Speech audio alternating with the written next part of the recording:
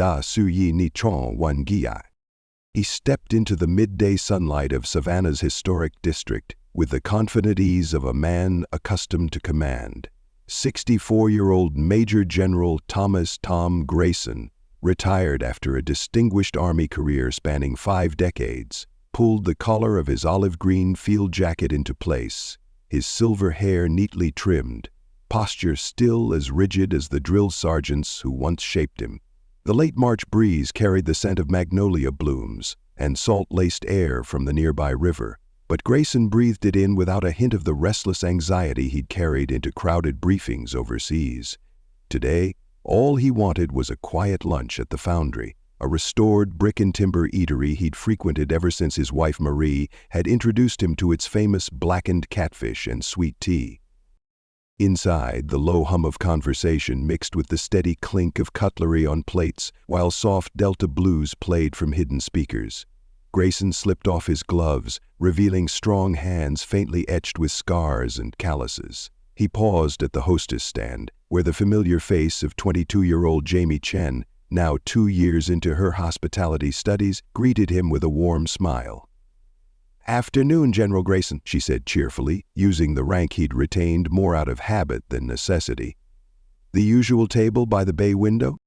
His eyes, sharp and clear as ever, flicked toward the corner table bathed in light, just enough to read without glare.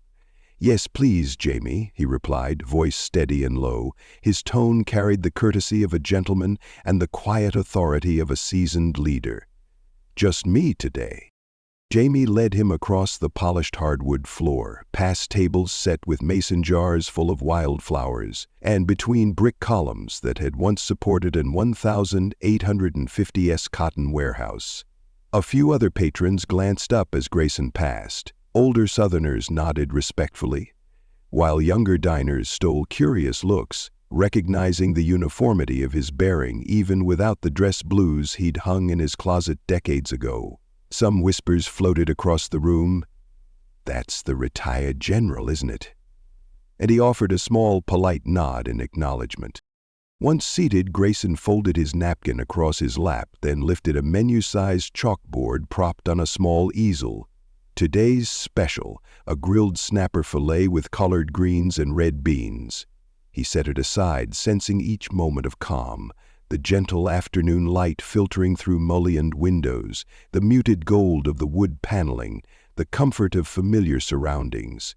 It was a stark contrast to the chaos he'd known in far-off deserts and jungles, where every breath could carry violence. Here, at least for an hour, he could simply be a man enjoying a meal, not a soldier on alert. He signaled the waiter, 28-year-old Marcus Bennett, whose easy smile betrayed his eagerness to please. "Marcus," Grayson said, laying a hand on the menu, "I'll have the snapper special, please, and your house sweet tea, no more than 2 ice cubes." As Marcus jotted down the order, Grayson's gaze drifted back to the street outside. He watched tourists pause to photograph wrought iron balconies and hanging baskets overflowing with fuchsia blooms. A trolley car clanged in the distance. Children laughed as they chased pigeons across the square, and an elderly couple strolled hand in hand beneath a canopy of live oaks. In that tableau, it was easy to believe the world would always be safe and serene. But peace, like fragility, often hides beneath the surface of routine. Grayson had learned that lesson too many times. He'd seen how a slight misstep, a raised voice, a misunderstanding, could ignite a conflict with devastating speed. He'd also watched good people surrender to fear or allow pride to tip them into violence. He sipped his water and exhaled, feeling the tension in his chest ease. Let it stay this way, he thought. One simple meal, unremarkable except for the comfort it brought. He flipped through the local newspaper folded neatly beside his plate. Headlines about upcoming city council votes, a community theater production, and a memorial service for fallen firefighters. He paused over an article on rising crime in the suburbs, then shook his head. That wasn't Savannah's way. This city thrived on its gracious hospitality, on the belief that neighbors looked out for each other. He finished his water and set the glass down with deliberate calm. At that moment, the cafe's door slammed open, drawing a collective intake of breath. Grayson looked up, catching the abrupt shift in atmosphere before he even saw the newcomer. In stepped a heavy-set man in full police dress blues, Chief Randall Hughes of the Savannah PD. Known for his short temper, eagerness to assert authority, and thin tolerance for perceived slights. Grayson didn't know if Hughes had been dining elsewhere or summoned to the foundry, but he recognized the look of someone who expected the world to yield to him. Hughes's broad shoulders filled the threshold, his dark hair slicked back, uniform immaculate but for a sheen of sweat on his brow. He scanned the room like a predator seeking prey, promptly dismissing the hostess's half-hearted greeting. His gaze snapped to Grayson's table by the window, narrowing as if seeing red. Without a word, he strode across the dining room, heavy boots sounding like thunder in the sudden hush. Jamie froze with open notepad. Marcus stopped in mid-step, tray in hand. Grayson set down his napkin, spine straightening. By the time Hughes reached the table, every head in the cafe faced them. The chief stopped just an arm's length away, looming. "You," he said, voice too loud and clipped. "You're sitting at my table." Grayson looked up at him, expression composed. He hadn't noticed any placard declaring that seat reserved for Hughes, nor any call to move elsewhere. He tilted his head slightly. "Chief Hughes," he said warmly. "I believe the hostess offered me this seat. I've dined here for years, and I don't recall it ever being unavailable." Hughes' jaw clenched, crimson creeping into his cheeks. "It's mine," he snapped, slamming both palms on the tabletop. "I come here every Thursday for lunch, and I don't take orders from civilians, especially retirees who think they can waltz in and take what's mine." He leaned in, voice lowered but charged. "Move!" The tension shot through the foundry like electricity. A few diners shifted in their seats, murmurs stirring. Grayson didn't flinch. He leaned back, allowing space between them. "With respect, Chief," he said dryly, "I decline. If this table isn't formally reserved, then it's open to any patron. I have every right to dine here." Hughes's eyes flashed with rage. "You're challenging me?" he hissed. "I wear this badge. I call the shots in this town." He pointed at Grayson's chest. "Know your place." Grayson's gaze sharpened, but his tone remained even. "Chief," he replied, "a badge doesn't grant you the right to intimidate law-abiding citizens. If my wearing this coat offends you, that is your problem, not mine." Hughes's face twisted, a splinter of shame flickering before fury reasserted itself. He grabbed the edge of Grayson's tablecloth and jerked, sending Grayson's water splashing onto the floor. Silverware clattered. A collective gasp rose from the room. Hughes advanced, hand drifting to his holster as though pulled by instinct. The chief's other hand curled into a fist, knuckles white. In that instant, the foundry froze. Patrons pressed backs into chairs, phones emerged from pockets. The jukebox blues had fallen silent, replaced by the hum of restrained panic. Grayson remained seated, unbowed, tracking Hughes's every move. He knew that once violence erupted, it could not be contained within these walls. He also knew exactly who stood before him. A man accustomed to obedience, unfamiliar with real danger. Someone wholly unprepared to confront a steadfast opponent. Grayson lifted one hand in a gesture of calm. "Chief Hughes," he said quietly, "that table is not your birthright. Please, take your hand off my tablecloth or I will—" His voice carried the weight of decades spent de-escalating firefights and hostage crises. He spoke not with threat but with resolve. It was the moment when the bully realized he'd picked on the wrong man. And as the tension reached its breaking point, every eye in the room watched, breath held, waiting to see whether authority or dignity would prevail. Da shuyi ni tron 1J. The hush that followed Major General Grayson's calm standoff with Chief Hughes rippled through the foundry like a glass fracturing in slow motion.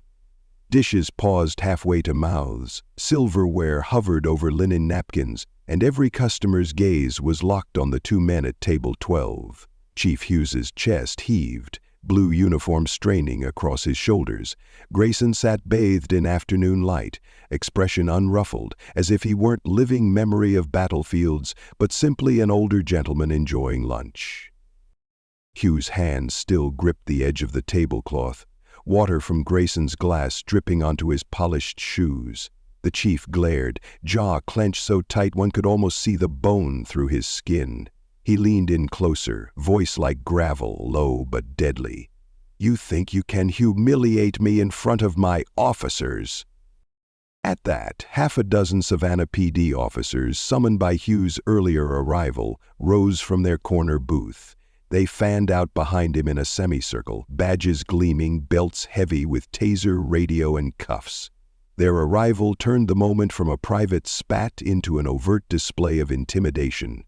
The officers' stances were confident, shoulders square, feet planted, hands brushing the seams of their uniforms as if eager to draw weapons. They spoke no words, but their presence carried the implicit threat: obey the chief or face the consequences. Grayson's lip curled in a shadow of a smile, like a man watching predictably flammable kindling catch spark. He reached for his menu as though reviewing dessert options, and then gently set it aside. In the background, Jamie and Marcus exchanged terrified glances behind the hostess stand, phones half raised as if recording safety measures. A toddler cried in the corner, startled by the sudden tension, and an elderly woman's frail hand trembled as she gripped her companion's arm. "Chief," Grayson said, voice still smooth, "I'm not here to challenge your rank, only your actions. But since your officers are standing by, do you intend to order them to force me out of my seat?" The room held its collective breath. A clerk at a neighboring table stifled a gasp. A tourist fiddled with his camera, scrolling reels in confusion. Hughes's eyes narrowed. He raised a hand as if to signal his team, but hesitated, a twitch of uncertainty crossing his face. His uniformed backup shifted, boots squeaking on the hardwood floor, impatience evident in their footfalls. Hughes swallowed, voice barely a growl. "Yes, get him out." Two officers stepped forward, their approach stiff and rehearsed. Officer Daniels, the younger one, cleared his throat. "Sir," "General, I mean. Chief Hughes wants you to leave this table." His words were polite, but his eyes glinted with enforcement. Grayson sighed, as though responding to a tedious request rather than a summons to abandon his quietly earned peace. "Officer," he said, using the title precisely, "I'm happy to move if there's an alternative table available. Otherwise, I see no cause to depart." Daniels glanced at Hughes, who snapped, "Find another seat, now!" Before the officer could reach across the table, Grayson rose in his chair, stature magnified by command. He didn't reach for a weapon, he needed none, but the shift in posture was unmistakable, a veteran on high alert. The remaining diners instinctively scooted their chairs back, forming a half-circle like witnesses to a trial. Outside, through the large bay window, passers-by slowed to stare. The trolley clanged, but no one boarded. At that exact moment, a new figure appeared in the doorway, tall, erect, and framed in sunlight. His age was near Grayson's own, silver hair, crisp blazer, open-collared shirt, and the unmistakable air of authority surrounding him. He cleared his throat once, then strode forward with the sure-footed gait of someone who commanded respect everywhere he went. "Let it be known," the newcomer said in a resonant baritone that cut through the tension like a siren, "that I stand beside this table." The effect was instantaneous. Even Chief Hughes paused mid-threat, his hand frozen. Disney-like, all eyes turned to the man at the doorway, 62-year-old Admiral Lester Winters, retired U.S. Navy 4-star, decorated, respected, and flavored by legend in these parts. The officers behind Hughes stiffened, eyes straying from their chief to this new presence. In the Foundry's charged ambience, Winters's appearance was a declaration. The wrong family had shown up. He moved calmly to stand side by side with Grayson, gaze fixed on Hughes. The silence grew deeper, a cavernous quiet in which even the scuttling of mice might echo. Hughes, momentarily stripped of his bravado, forced out a shaky, "What do you want, Admiral?" Les Winters' lips curved, not in ridicule but in solemn reproach. "I want you to apologize for creating this spectacle in my city, in my neighborhood, and in my friend's dining room. And then I want you to walk away." The room exhaled collectively.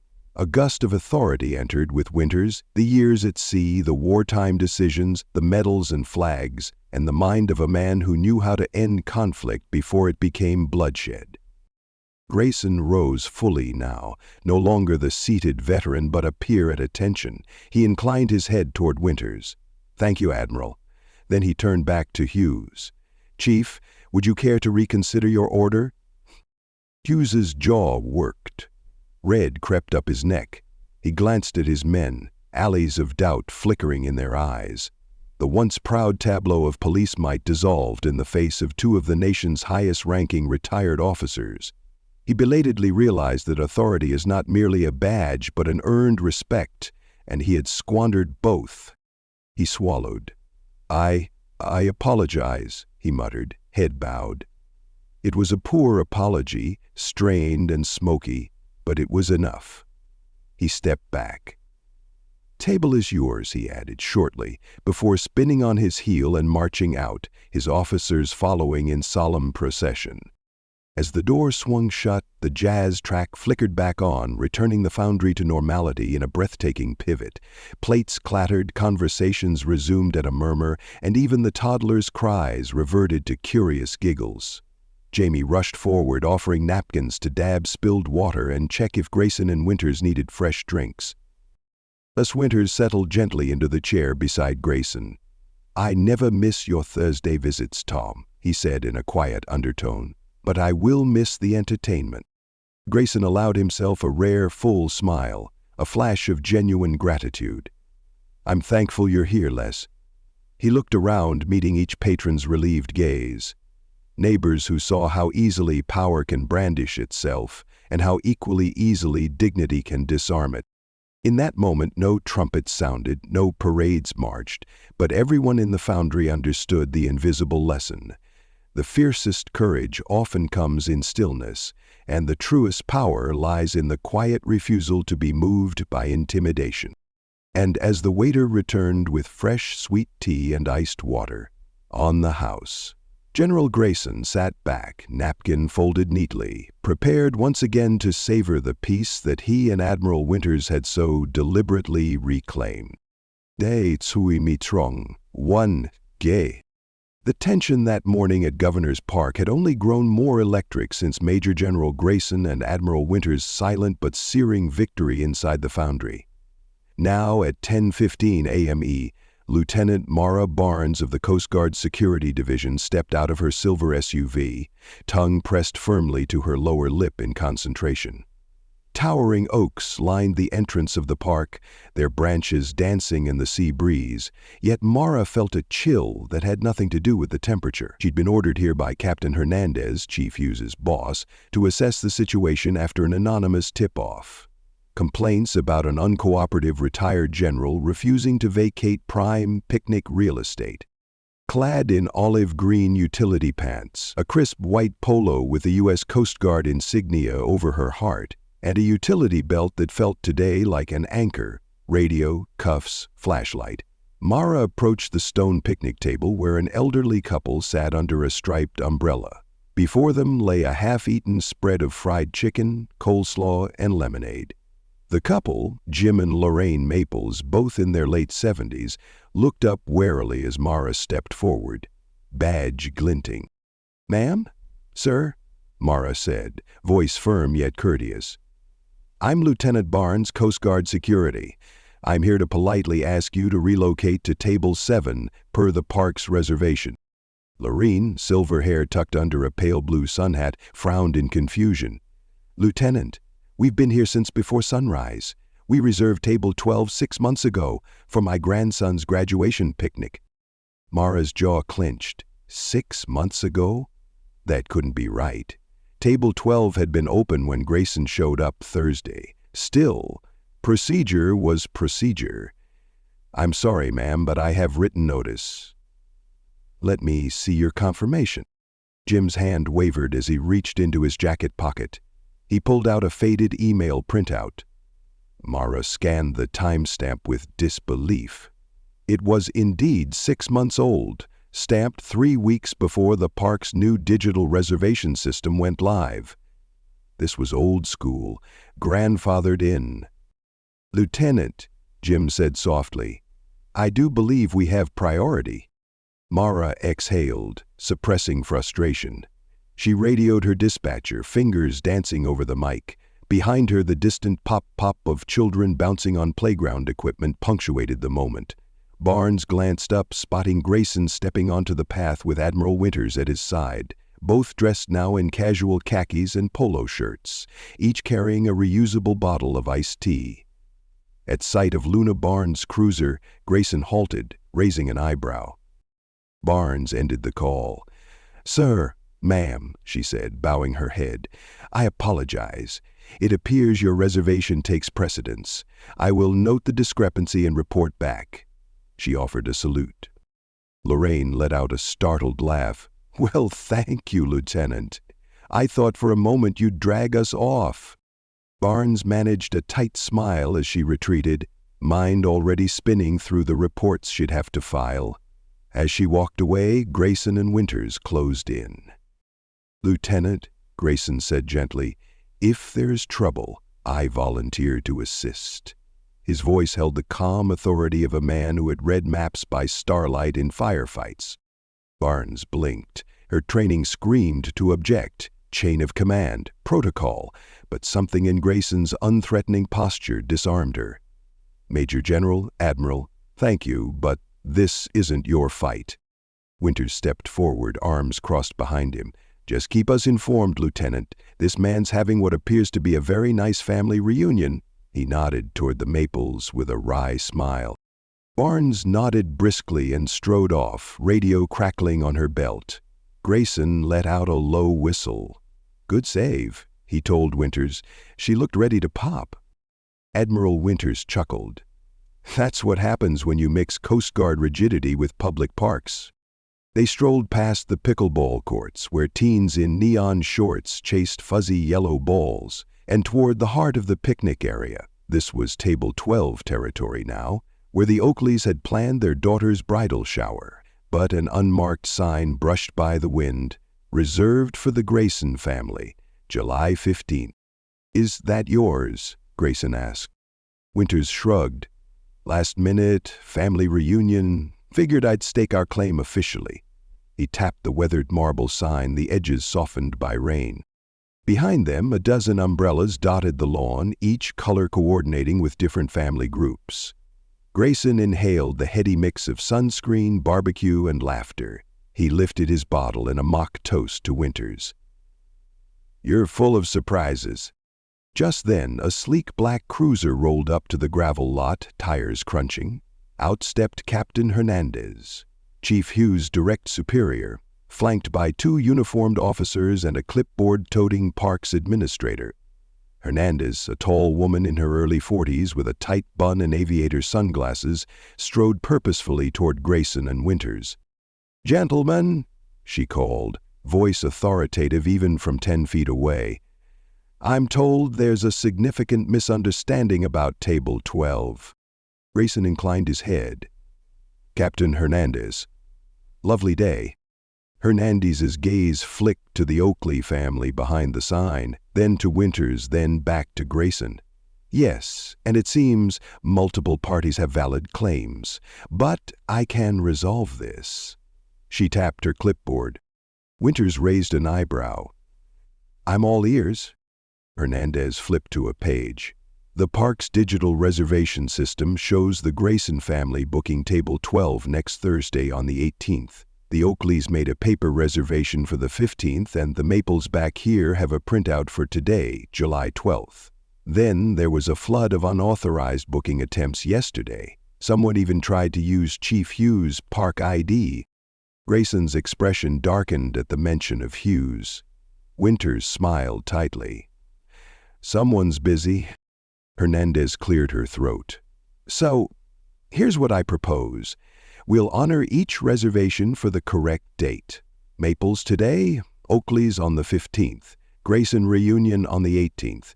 As for any improper bookings, especially any attempts to abuse your badge, Chief, those will be voided and logged." She tapped her pen.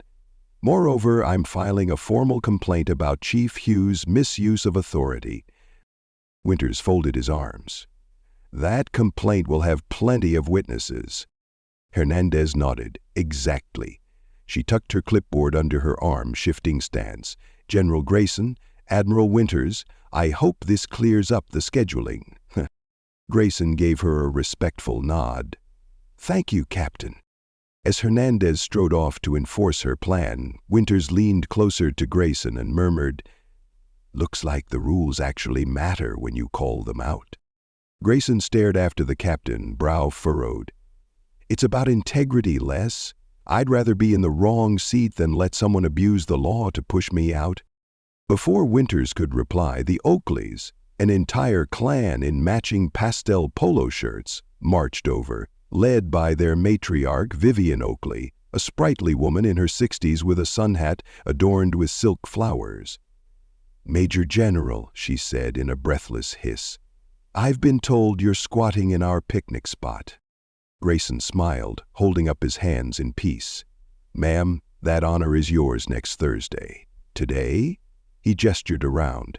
"It belongs to the Maples, and I believe Captain Hernandez will see you're set for the 15th.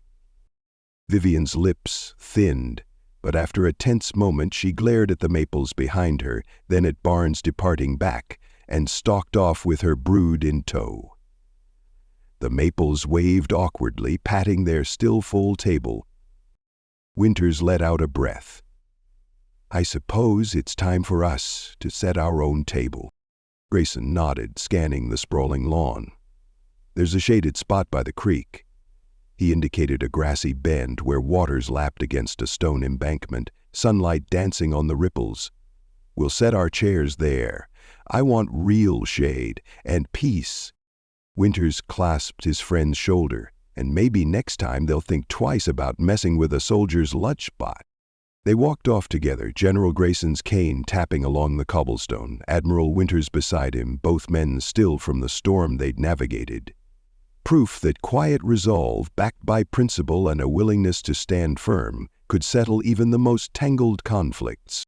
Behind them, Governor's Park resumed its gentle hum. Children chasing bubbles, nylon kites swirling above, and the promise that by the time the afternoon waned, every picnic, Maples, Oakleys, and Grayson's, would unfold exactly as intended, under the watchful shade of ancient oaks and the unspoken pact of mutual respect.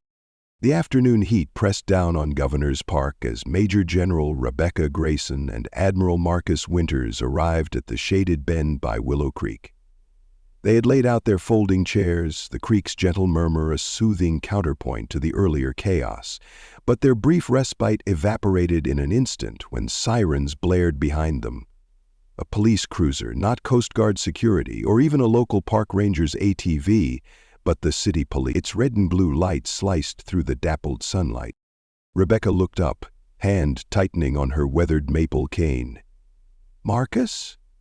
Did you arrange this?" Winters's brows lifted in alarm. "Absolutely not." The cruiser came to a screeching halt on the gravel path. Officer Diane Keller, a young plainclothes detective from Internal Affairs, tumbled out first. Her badge flashed quickly, then tucked inside her leather jacket. Behind her, two uniformed officers fanned out, guns holstered but fingers twitching near triggers. The lead uniformed cop was Captain Elias Brody's protege, Detective Luis Vega. Muscular, tight-lipped, with a reputation for believing authority trumps nuance. "Major General Grayson," Keller called, voice clipped. She held up a folder stamped "Internal Affairs, Urgent." Winters quietly rose, subtly positioning himself closer to the general. Rebecca's calm steel returned instantly. "You have my attention." Keller took a breath, unrolled the folder, and began reading in a low but firm tone. On the evening of July 15th, a formal complaint was filed by one Captain Hernandez of Coast Guard Security, alleging that you, Major General Grayson, knowingly misrepresented your family's reservation status. impeding the execution of official orders and causing undue delay to Coast Guard personnel performing duty. Additionally, 2 anonymous witnesses claim you raised your voice and brandished your cane in a threatening manner. Winters' jaw tightened. That's impossible.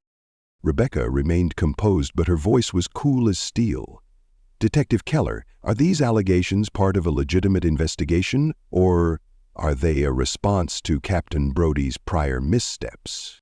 Keller's face twitched, brows knitting. I'm just passing along the complaint, ma'am. You have the right to respond. From behind Keller, Vegas stepped forward, eyes narrowing. He produced a small notepad. General, we need you to come with us downtown. We're collecting statements. Rebecca's cane tapped once on the ground. I'm on active recall status, Detective. I've served under more demanding scrutiny than this. If you think I'm walking willingly into a squad car over picnic table drama, you'll be disappointed. Vega's face reddened. This isn't drama, it's procedure. You're interfering with an active order. Winters shot him a sharp glance. Detective, you saw Captain Hernandez resolve the reservation issue 3 days ago, on the 15th. There was no Coast Guard duty impeded. Vega blinked, confusion flickering. I don't take orders from you. Rebecca raised a hand, the afternoon air still thick with tension.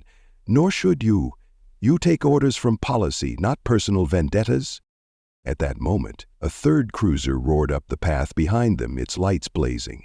Subdued alarm spread among parkgoers drifting off benches, toddlers gripping parents' hands, joggers pausing mid-stride. Inside the new vehicle, Captain Hernandez's voice crackled over the radio. They couldn't see. Detectives, this is Captain Hernandez. Stand down on IG-47. Repeat, stand down. The officers froze. Keller grabbed her radio, voice urgent but respectful. Copy, Captain, stand down. She glanced at Rebecca and Winters. Seems jurisdictional conflict will need clarification. You can remain here for now. Rebecca's eyes narrowed in measured relief. Thank you, Captain, she called to a voice lost in static. Feel free not to leave.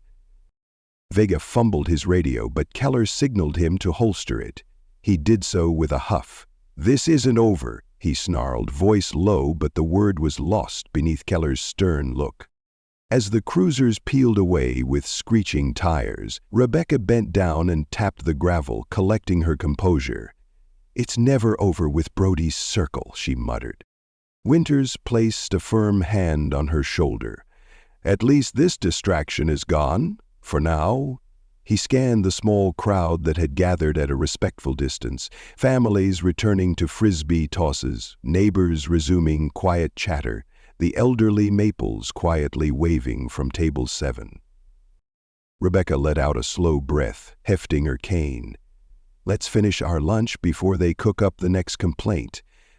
They resumed their seats, but the air remained electric. The woodland shadows lengthened as the afternoon edged toward early evening, sunlight fading behind the oak canopy. Rebecca took a deliberate sip of her iced tea. I suppose we should expect a follow-up summons, she said, voice half laughing, half sighing.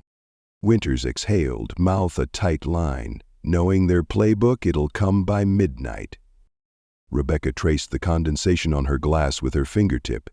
Perhaps I should prepare a written statement, including emails with Captain Hernandez and a notarized affidavit about the day's events. Winters shook his head. You shouldn't have to chase every ridiculous claim. Let them stew on it for a while. Maybe focus on real issues, not your family picnics. She gave him a sidelong glance. And what would you, Admiral Winters, recommend for resilience training once this blows back on Coast Guard security? He leaned in conspiratorially. Step 1. Never assume a park reservation dispute justifies calling in the feds. Step 2. Never underestimate the dignity of a retired general. Rebecca flashed a tight smile. And step 3? He tapped his temple. Remember who you're dealing with. She folded her napkin, rose to her feet. Shall we salvage what's left of this afternoon? She gestured to their folding chairs by the creek. I could use a walk in the woods, minus uniformed interruptions. Winters rose gracefully and offered her his arm. "Lead the way, ma'am." As they strolled along the winding creek path, the gazebo in the distance hummed with a children's birthday party. A handful of curious onlookers lingered, whispering amongst themselves. But as the General and Admiral passed, those whispers softened into respectful nods. Rebecca paused to touch the bark of a weathered oak. "You know, Marcus, in 35 years of service, I've learned that true authority doesn't come from badges or guns." Winters smiled, sunshine filtering through his silver hair. "It comes from character, and knowing when to let the uniform speak quietly for you." She turned to him, cane tapping lightly on the path. "Exactly. Let's hope the next round of complaints is less theatrical." He glanced back toward the parking area where the cruisers had vanished. "I wouldn't bet on it." They walked on, Windsor hats catching the breeze, leaving Governor's Park to its peaceful hum, the distant laughter of children, the call of morning does, and the unspoken promise that, for every overreach of authority, there stood people who'd quietly, but firmly, demanded proper respect. As the sun dipped below the treetops, casting long shadows across Willow Creek's tranquil bend, General Rebecca Grayson felt the weight of the day settle on her shoulders. Not the familiar weight of her black and gold service shoulder boards, but the invisible burden of having been under scrutiny once again. She and Admiral Marcus Winters had returned to Governor's Park after the brief but unsettling intrusion by internal affairs, hoping for a moment's peace before the inevitable fallout. Their folding chairs sat now on the grassy bank, backs against the gnarly roots of an ancient oak. Rebecca closed her eyes and inhaled the sweet, damp scent of river moss and late summer pine. Behind her, Winters rummaged in his canvas satchel for a last thermos of jasmine green tea, his movements deliberate, unhurried, a small act of normalcy after a day of bureaucratic absurdity. "Here," he murmured, offering her the steaming cup. She took it gratefully, warmed by more than just the brew. "Thank you," she said, her voice low. She watched as Marcus settled beside her, legs crossed at the ankles, the soft click of his brass belt buckle against his khaki trousers, a soothing rhythm. They sat hand in hand, two veterans who had weathered storms far deadlier than paperwork and petty power plays. Rebecca let the tea steep in her chest. "Do you ever get the sense that no matter how impeccably we conduct ourselves, some people will always look for a reason to pull rank?" She twisted the rim of her cup, casting its reflection in the rippling water. Winters nodded, gaze fixed on the stream's gentle eddies. "I've confronted more than my share of prima donnas in uniform, but I'll say this, none of them had a badge quite like the ones in that internal affairs folder." Rebecca's lips curved in a faint smile. "Badge, rank, medals, they mean nothing if you misuse them." She set the cup aside and unfolded her napkin, smoothing its creases over her lap. Today was a stark reminder that dignity isn't a luxury, it's a right. Winters leaned back, propping himself on one elbow. "You defended yours?" She closed her eyes briefly. "I did, but it cost us precious time we could have spent enjoying this park, the place we came to find solace. Instead, we were summoned to answer for luncheons." He reached up to tuck stray silver hair behind her ear. "Luncheons and reservations, trivial on paper, but they reveal the rot in the system. Captain Paris knows how to run a tip jar. Captain Brody's circle knows how to weaponize privilege." He exhaled slowly, eyes clouded with fatigue. "But they won't win." Rebecca opened her eyes and met his gaze. "No, they won't, because we won't let them." A pair of frogs croaked in the reeds, a dragonfly skimmed the surface, and the park around them exhaled as the day surrendered to evening. Rebecca took another sip of her now cool tea, savoring the fleeting warmth, the momentary tranquility. "When I first retired," she began, voice soft but clear, "I thought the battles would be behind me. I thought I could trade in my uniform for a quiet life. Now I see service never stops, it just changes forms. Marcus nodded and brushed leaves off his pants. Service does change. For me, it became about advising nations, negotiating treaties. For you, it's about protecting truth and fairness in your own backyard. She smiled, but the edges of her mouth felt weary. My backyard, yes, but sometimes my backyard feels like a minefield. He took her hand, squeezing gently. Then we clear one mine at a time. Rebecca glanced at the creek's surface, catching the last slivers of light. What do you think will happen next? Will they dig up another complaint? General Grayson obstructed a picnic? Admiral Winters talked too much?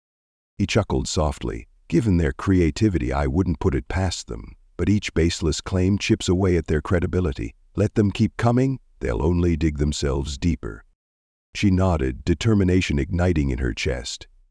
We'll be ready for every summons. She stood, steadied on her cane, and extended her hand to him. Come on.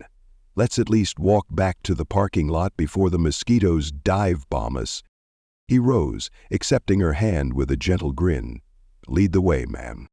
They strolled back along the winding path, the evening air cool against their skin, cicadas rising in chorus. Families and couples still lingered under the oaks, conversations soft and carrying the unspoken question, had order been restored? Or was this a lull before the next storm? Rebecca paused at a wooden bridge arching over the creek. She leaned on her cane, gazing at the water's steady flow. You know, she said, when I commissioned that memorial to fallen comrades at Fort Sterling, I never imagined my proudest moments would come from standing here in a city park.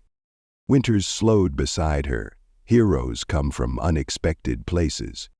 She turned to him, smile bright now despite the day's trials. And sometimes, the quietest stands make the loudest statements. He offered his arm, and together they crossed the bridge, cane tapping in time with his steps, a gentle percussion of resilience and grace. Behind them, Governor's Park settled into dusk, lights flickering on in the gazebo, shadows dancing along the oaks. Whatever wrangling and reports awaited them tomorrow, they had tonight, and as long as they stood together, two stewards of honor, allies in calm, they would continue to meet laughter with laughter, battles with integrity, and petty power trips with rock-solid dignity. They emerged from the tree line, the parking lot's gravel crunching beneath their feet. Rebecca slowed by the car, handing Marcus the keys. He unlocked the doors, and she slid into the passenger seat. As he started the engine, she turned in her seat and looked back at the park. A sanctuary reclaimed, if only for a few hours. "Good night, Governor's Park," she whispered. "Thanks for holding some peace for us, even if it was temporary." Winters glanced at her, warmth in his eyes. Temporary or not, it was ours, and we'll always have that. She nodded, settled the scarf around her shoulders, and exhaled. Until next time. He put the car in gear and pulled onto the road, headlights illuminating the way. Behind them, the park vanished into darkness, but the memory of light and the promise of dignity under pressure would travel with them long after the day's summons faded into tomorrow's mail. As the last rays of daylight fade behind the live oaks, Rebecca settles into her seat beside Marcus, the echo of that tense afternoon still fresh between them. Neither needed to raise a voice. Her unwavering calm and his steadfast support had spoken louder than any shouted command.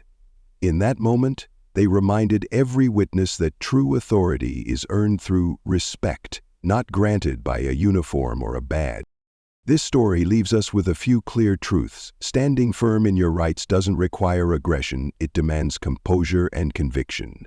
A title may open doors, but integrity keeps them open. Silence can be mistaken for weakness, yet when wielded with purpose, it becomes a powerful defense against injustice. And finally, no one stands truly alone. A supportive ally can transform a solitary act of courage into a catalyst for change. If this video spoke to you, type 1 in the comments. If it fell short, type 0 so I can make future stories even more compelling. Thank you for watching, and remember, sometimes The most profound victory is simply refusing to back down.